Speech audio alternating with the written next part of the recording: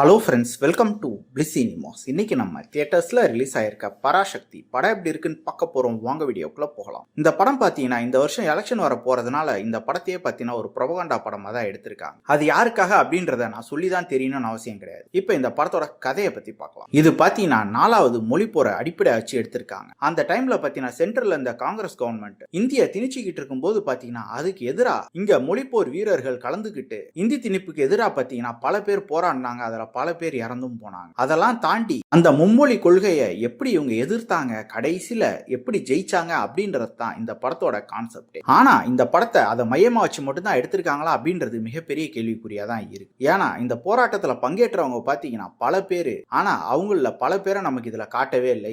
ஏன் மொழிப்போர் வீரர்கள் அப்படின்றவங்க பாத்தீங்கன்னா வெறும் பேரளவுல தான் இருக்காங்களே தவிர அதோட கிரெடிட் எல்லாம் எடுத்துட்டு போயிருக்கிறது வேற யாரும். அதையும் நான் சொல்லிதான் உங்களுக்கு தெரிய வேண்டியது இல்லை அதை யார் வச்சிருக்காங்க அப்படின்னு. சரி, நம்ம படத்துல என்னதான் பாசிட்டிவ் இருக்குன்னு பார்ப்போம். பாசிட்டிவ் கண்டிப்பா பெர்ஃபார்மன்ஸ்ல பாத்தீங்கன்னா நம்ம ஜெயம் ரவியோட பெர்ஃபார்மன்ஸ் நல்லாவே இருந்து. அவர் வேற ரவி மோகன் சொல்லணும்னு சொல்லியிருக்காரு. இருந்தாலும் நமக்கு ஜெயம் ரவி தான் வாயில வருது. அவர் நல்ல ஒரு பெர்ஃபார்மன்ஸே கொடுத்திருக்காரு. வில்லன் ரோல் தான் அப்படின்னாலும் ஒரு பவர்ஃபுல்லான வில்லன் ரோல் நல்லாவே இருந்து. அதர்வா போட்டிருக்காங்க. அந்த கேரக்டருக்கு அவர் சூட் ஆனார் அப்படின்றது மறுபடியும் மிகப்பெரிய கேள்விக்குறியா தான் இருக்கு. சுத்தமா செட் ஆகலன்னே சொல்லலாம். ஏன் ஹீரோவான சிவகார்த்திகேயன் அவரோட கேரக்டருமே பாத்தீங்கன்னா பெருசா நமக்கு ஒட்டல. அதே மாதிரி பெர்ஃபார்மன்ஸ் வைஸும் பாத்தீங்கன்னா ஒரு நார்மலான ஒரு பெர்ஃபார்மன்ஸ் தான் கொடுத்திருக்காரு. அடுத்து பாத்தீங்கன்னா நம்ம ஹீரோயினோட பெர்ஃபார்மன்ஸ் படத்துல பாத்தீங்கன்னா ஒரு ஓகேவான பெர்ஃபார்மன்ஸ் தான் கொடுத்திருக்காங்க. அது மட்டும் இல்லாம அதுவும் அவங்க சம்பந்தப்பட்ட காட்சிகள்லாம் ஒன்றும் சுவாரஸ்யமா இருந்த மாதிரி இல்லை. ஏன் ஹீரோயினுக்கு நடுவில் இருக்க லவ் போர்ஷன்ஸ் எல்லாம் பயங்கரமா லேக் அடிக்குதுன்னு சொல்லுவோம். படத்துல ஒரு சில மூவ்மெண்ட், அதாவது தியேட்டர் மெட்டீரியலா பார்க்கும்போது ஒரு சில இடம் கண்டிப்பா கூஸ் பம்ஸா இருக்கும்னு நினைச்சு எடுத்திருக்காங்க. ஆனா அதுவுமே பெருசா ஒர்க் அவுட் ஆகல ஒரு சில இடத்தை தவிர.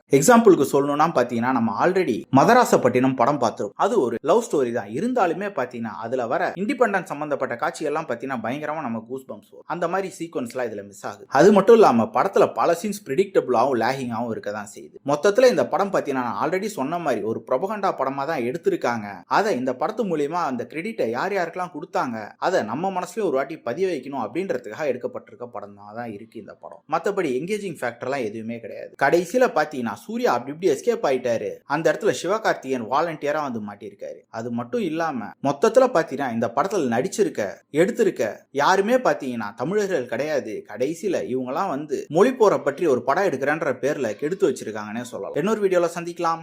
தேங்க்யூ. ஐயோ, கடைசியா ஒன்னு சொல்ல மிஸ் பண்ணிட்டேன் பாருங்க. இந்த டைட்டிலாவது இவ்வளவு நாள் சிவாஜி நடிச்ச படம் அப்படின்றதுனால ஒரு மிகப்பெரிய பேரோட இருந்துட்டு இருந்தது. அதையும் இவங்க வச்சு படம்ன்ற பேர்ல அந்த டைட்டிலே நாசம் பண்ணி விட்டாங்கன்னே சொல்லலாம். நன்றி.